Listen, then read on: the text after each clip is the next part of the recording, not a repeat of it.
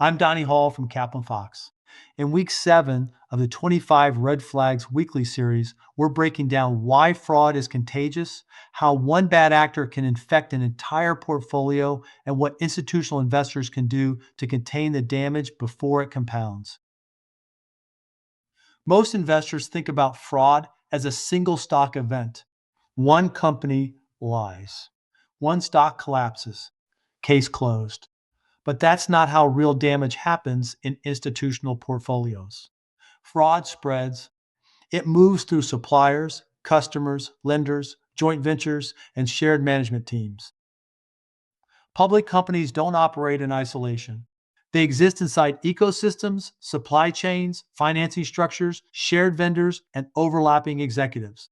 When fraud surfaces in one node of that ecosystem, the impact rarely stops there. We've seen it repeatedly.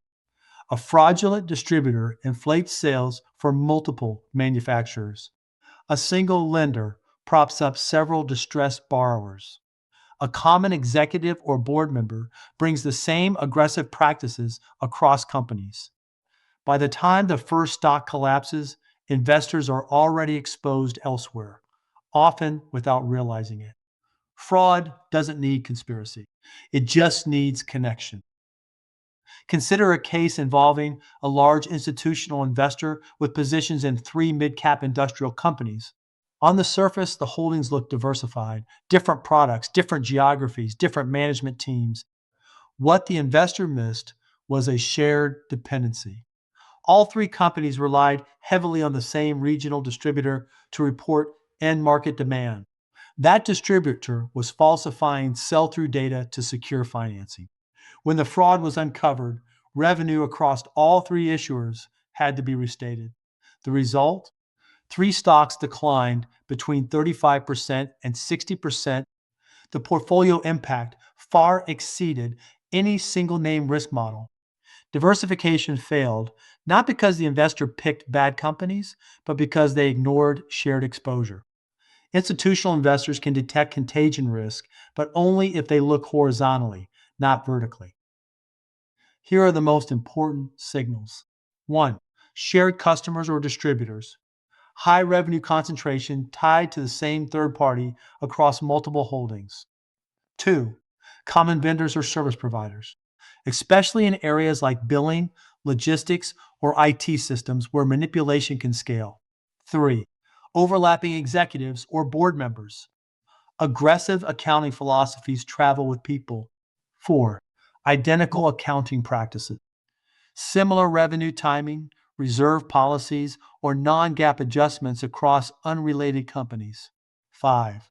Sector wide stress events. When subsidies, regulations, or credit tighten, fraud often emerges simultaneously across connected firms. Contagion is rarely visible in isolation, it appears in pattern. When fraud appears in one holding, institutions should immediately ask, where else could this spread? Best practice response includes: first, map supplier, customer, and financing relationships across holdings. Second, stress test revenue assumptions tied to shared counterparties. Third, temporarily de-risk correlated positions. Fourth, elevate portfolio level fraud monitoring, not just issuer specific review. The goal isn't liquidation, it's containment. Here's the week 7 takeaway. Fraud isn't isolated, it's systemic. Portfolios don't fail because of one bad stock.